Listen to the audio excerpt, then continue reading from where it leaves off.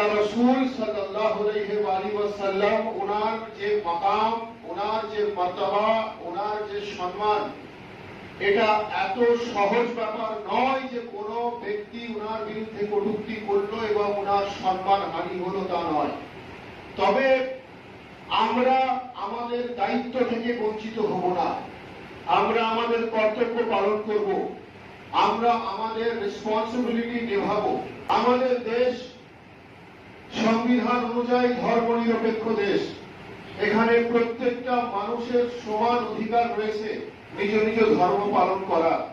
আমার বক্তব্য যে আজকে নূপুর শর্মা আল্লাহ রসুলের বিরুদ্ধে যে কটূক্তি করেছে, আমি তার গভীরে না গিয়ে আমি শুধু এতটাই বলতে চাই যে সর্বধর্ম নিয়ে যখন ভারতবর্ষের প্রধানমন্ত্রী, ভারতবর্ষের গৃহমন্ত্রী, ভারতবর্ষের রাষ্ট্রপতি থেকে শুরু করে সমস্ত রাজ্যের মুখ্যমন্ত্রী এবং রাজ্যপালকে আমি এই অনুরোধ জানাচ্ছি যে আসুন আমরা দেশে একটা এমন আইন তৈরি করি যাতে করে আল্লাহ রাসূল সাল্লাল্লাহু আলাইহি ওয়াসাল্লাম এবং অন্যান্য ধর্মের দেব দেবী যে যেখানে সম্মানীয় রয়েছেন, যার সম্মান নিয়ে যে ছিনিমিনি খেলবে তার বিরুদ্ধে যেন কঠোর থেকে কঠোরতম ব্যবস্থা নেওয়া হয়।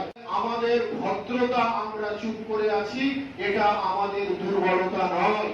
আমি এটা আপনাদেরকে জানিয়ে দিতে চাই, এটা আমাদের ভদ্রতা যে আমরা সবর করনে ওয়ালার সঙ্গে থাকি, আমরা সবর করি, কিন্তু সবর করা আমাদের কমজোরি নয়।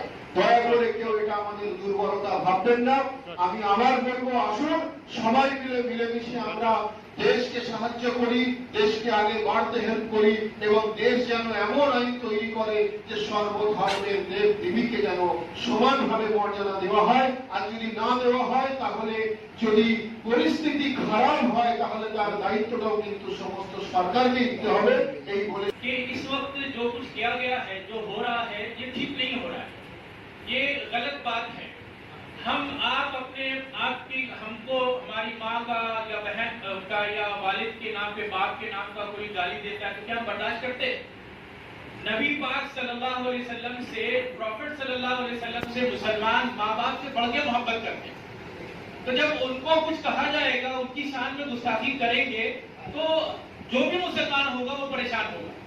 तो ये बात गलत है और सब जानते हैं। इस वक्त कहने की सिर्फ इतनी सी बात है, जो कहनी ये है कि मुसलमानों का अपना एक उसूल है, कुरान में अल्लाह ने बयान किया है, लकुम दीनुकुम वलिय दीन।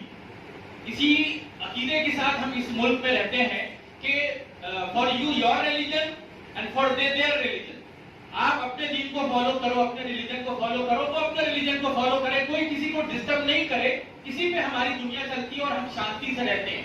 मगर अभी कुछ दिन से हमारे मुल्क का माहौल बहुत खराब हो गया है। कुछ लोग हैं जो इसको और खराब करते जा रहे हैं, रुकने का नाम नहीं ले रहे हैं, लिमिट के बाहर जा रहे हैं। तो अब बात भी बाहर जाने लगी है और उससे प्रॉब्लम्स भी नए नए हमको फेस करने पड़ रहे हैं। और जो काम किसी ने कहा बहुत सही बात, जो काम 70 साल में पाकिस्तान नहीं कर सका, ये हुकूमत ने आगे 7 साल में वो काम कर दिया कि पूरी दुनिया मुसलमान हमारे मुल्क के खिलाफ बात कर रही है।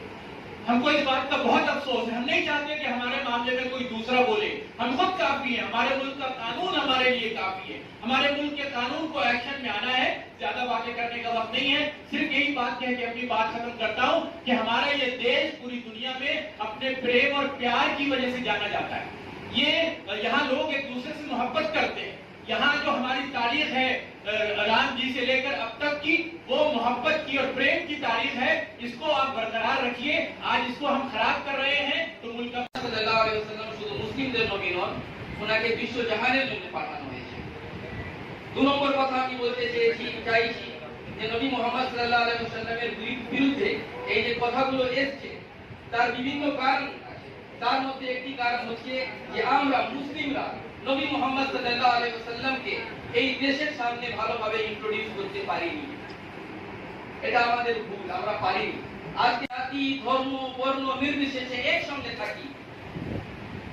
যত ধর্মগুরুরা রয়েছে, যত ধর্ম ধার্মিক ব্যক্তিত্বরা রয়েছেন, আমরা সবারই এহতেরাম করি।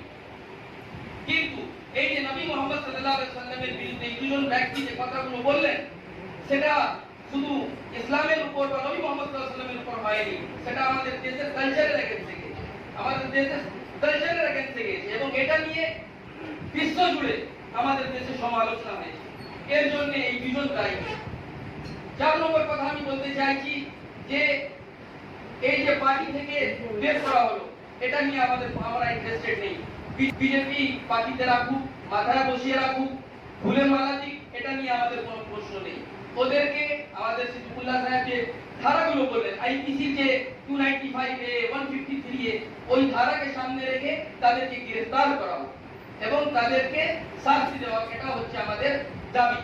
এবং লাস্ট কথা যে আমি আজকে এই প্রেস কনফারেন্সে বলতে চাইছি সেটা হচ্ছে যে আর কঠোর কানুন তৈরি করতে হবে এর বিরুদ্ধে এবং অন্য যে অপোজিশন পার্টিগুলো রয়েছে ইনক্লুডিং আমাদের সিএম মমতা বন্দ্যোপাধ্যায়কে আমি বলছি এখান থেকে যে এই বিষয়ের বিরুদ্ধে উনিও আওয়াজ তুলুন।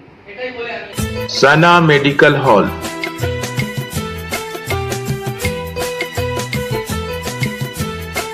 10% discount on every medicine.